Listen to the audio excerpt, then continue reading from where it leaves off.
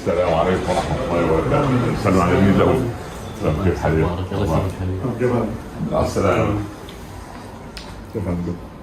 كيف تقول؟ الحمد لله. كيف ما شاء الله. السلام عليكم.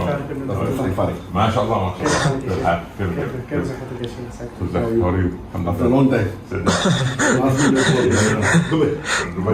For many years. Many years back. How many years? Maybe 14? 6 years. 6 years. Maybe. Well, last time I was in Dubai was... You are good, alhamdulillah. How are you? Alhamdulillah, thank you very much.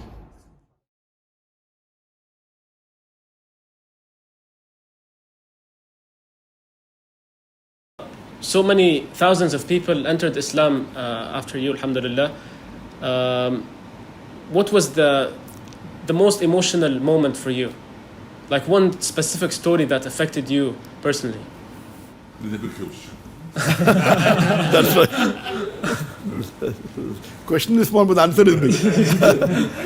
I mean, the many incidences which, mashallah, touched my life when non-Muslims accepted Islam. One of the unique was whenever I used to go to Dubai to give lectures, there was a person, Hindu by the name of Rahul. He used to, whenever I used to give public lectures, he used to ask me questions. And he used to ask me one of the most difficult questions. And he said that I know more about Islam than about the management that you're doing, or engineering I think you're doing. So his question was something which was different than the other questions. And then I remember one question he asked me, and he said that the first revelation of the Quran that was given by Archangel Gabriel to the Prophet, and he has studied a lot of Quran and Hadith, is about Iqra. And then the Hadith and the Tafsir says that Archangel Gabriel said Iqra, again Iqra. So he's asking the question that what did Archangel Gabriel show to Prophet Muhammad when he said Iqra? Is that document available in the museum? What did he show? There is no record of what did he show. True. When he said, Ma ana biqari, I cannot read. So I told him, you asked a good question. I asked him, that, do you know Japanese? He said, no. I said, did I show you something in Japanese that you said no? So you don't have to show to say you don't know. And asked him, do you know Japanese? He said, I don't know. Yes.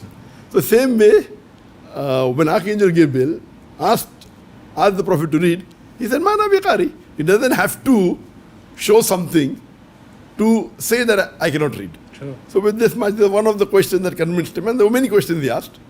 There were umpteen number of questions. And finally, mashallah, he accepted Islam. Mashallah. Allah give him hidayah. Do you count, mashallah, how many person entered Islam or no? Then Allah is keeping his house. Allah is the best to keep his house. alhamdulillah. حضرتك ايه اكتر شيء اثر فيك في حياتك الدعويه؟ يعني موقف مع شخص من السائلين يعني. اولا الامور الدعوه دائما نجد فيها العجب والعجاب، لكن الانسان في امر الدعوه بعد ان يتحمل تبعاتها يدعو الى الله باخلاص. لكن المواقف كثيره عندما يجابهك انسان مثلا ينكر الاديان او ينكر الدين او ينكر الاسلام، عندئذ تستطيع ان تستعين بالله سبحانه وتعالى بان تذب وتدافع عن دينك بطريقه يقبلها الاخر، او بطريقه يعني فيها حسن عرض لدين الله عز وجل. وديننا لا يحتاج الا ان نحسن العرض، فإذا أحسننا العرض رب العباد سبحانه وتعالى يجعل الإنسان يهتدي إلى الله سبحانه وتعالى. Sheikh, can I ask you a personal question? Sure. How do you spend your day? Like, you're a role model to many Muslims, so we want to know, like, how do you spend your day? When you wake up until sleep, like, what do you do? Of course, when I was in India, where we had an organization which was one of the largest Muslim non-government organization in the world, MashaAllah. where we had more than 500 people working in one office, more than 10,000 volunteers. So there the routine was that I go to the office. And on an average, I spent about 15, 16 hours in a day in the office. MashaAllah. And normally many times come after Fajr. Yeah. And then read the Fajr, then sleep for about 3 hours, then get up, have breakfast, then pray the Zohar Salah, then spend time with my parents who were very old that time. Now my father is no longer my life, Jannah, and then go back to the office. But naturally here when I did hijrah from India to Malaysia, there was a change in life. My iman increased, mashallah. Alhamdulillah. So now my home has become my office. MashaAllah. So normally I feel that if Allah has blessed you, the maximum time a person should spend in life, in a day, is on salah. It's not a fard, it's my recommendation. So, and the best for a Muslim, especially a da'i, that he should spend long hours in tahajjud. Tahajjud. So I advise that if you can spend initially half an hour, then maybe 1 hour, then maybe 2 hours. The longer you spend, it's better. And all your 5 salah should be in the mosque in Jama'ah. And how did you get to know your kids if you're working like 16 hours a day? That's very good. I believe in Venn diagram. Because Venn diagram means there is overlapping. When I'm married, before marriage, I used to spend maybe about 10 hours for dawah. So people told me, if you marry, you will not be able to spend 10 hours for dawah. So I married a da'iya. Then I was spending 12 hours for dawah. But in that 12 hours, maybe 4-5 hours was with my wife. So when I had children, they say, you will not do dawah. So I opened an Islamic school. So I'm with my children doing dawah. And many a time when we go for lecture tours, whether it be to Mauritius, many parts of the world, Indonesia, all 5 of us give talks. Me and my son, they give talks among the general audience. MashaAllah. My wife and my 2 daughters exclusively in front of ladies. MashaAllah. MashaAllah. So we go out for a lecture tour maybe for 7-8 days. We extend for 2 days and we enjoy the beauty of that country, whether it be Indonesia, whether it be Malaysia. So it's more of a Venn diagram. MashaAllah. So it is 2 in 1 and that's the best. يعني العيلة كلها ما شاء الله الزوجة للنساء وهو للرجال وحتى الابنة ما شاء الله تبارك الله.